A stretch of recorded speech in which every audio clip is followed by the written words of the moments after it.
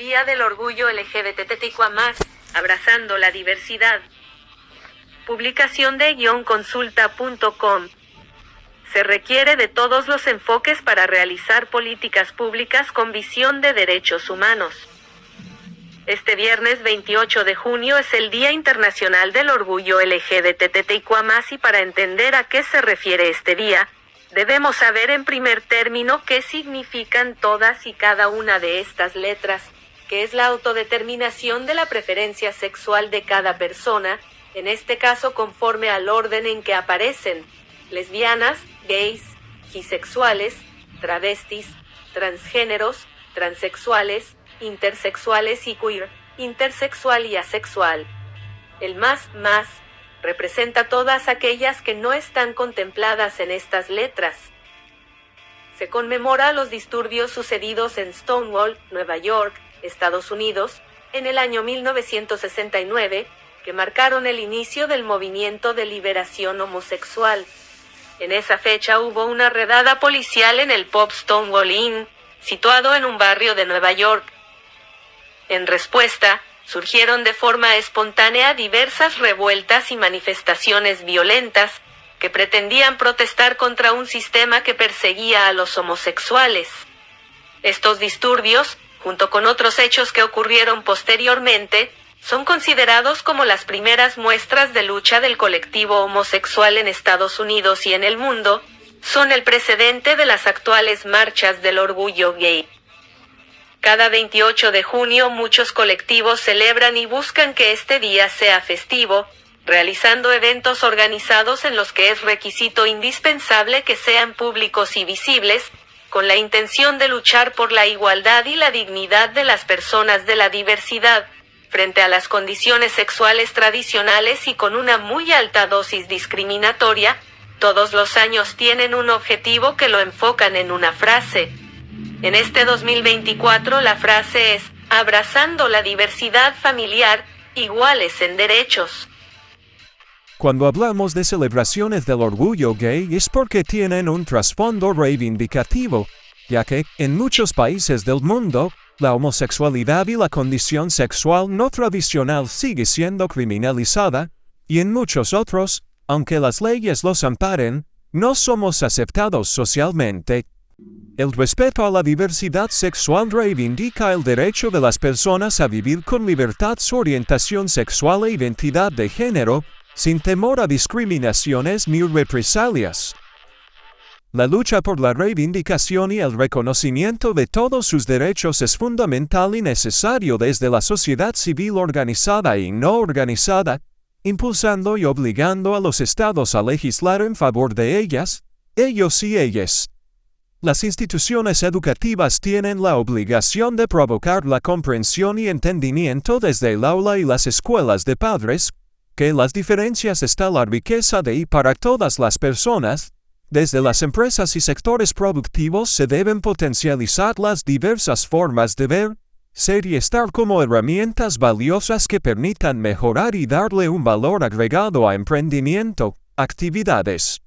o negocios, y desde los estados o desde el actuar público, se tiene que velar y cuidar siempre que todas las personas son valiosas e importantes por el solo hecho de ser personas, independientemente de sus cualidades, características, condiciones que lo distinguen como individuos. Esto último es fundamental, aunque controvertido, pero se debe repensar cómo deberá ser la intervención desde lo público a los diversos grupos considerados vulnerables: mujeres, diversidad, infancias, adultos mayores, personas con discapacidad, indígenas, etc., en materias genéricas, como la discriminación, la violencia o la violación sistemática a los derechos humanos.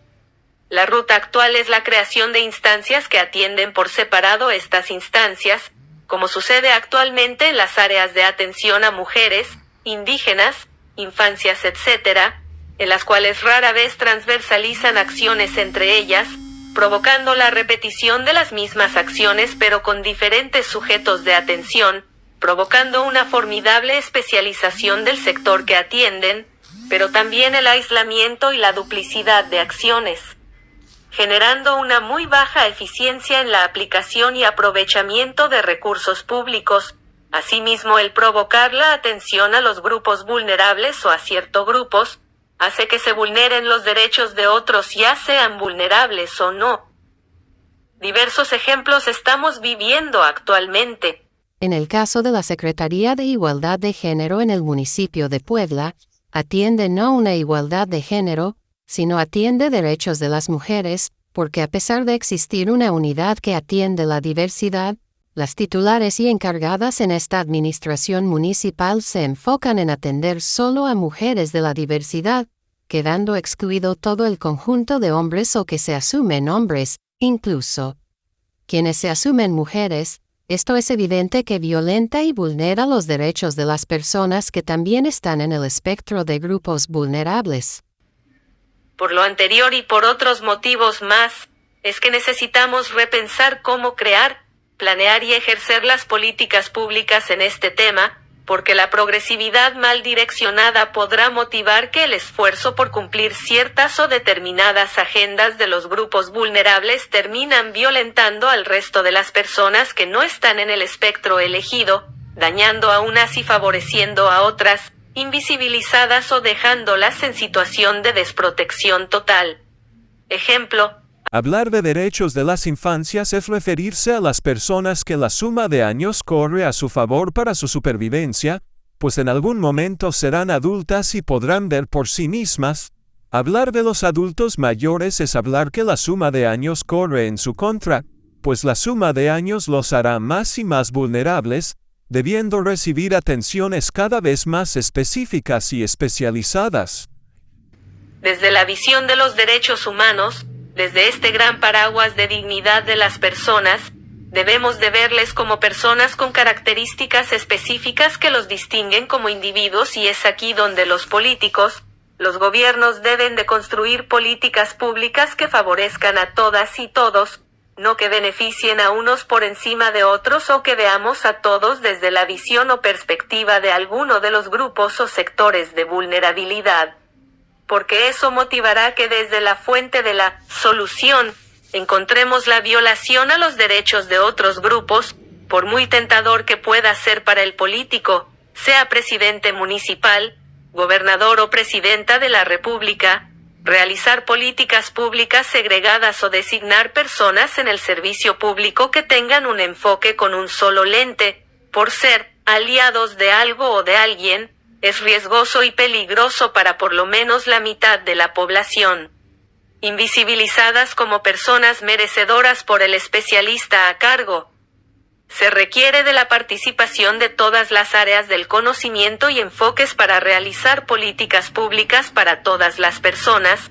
Habrá acciones de protección, prevención, reparación y no repetición, pero las políticas públicas desde la visión de los derechos humanos tienen que ser para todas las personas. Por eso es necesario que éstas vayan enfocadas a las personas para la construcción de una cultura de la no discriminación,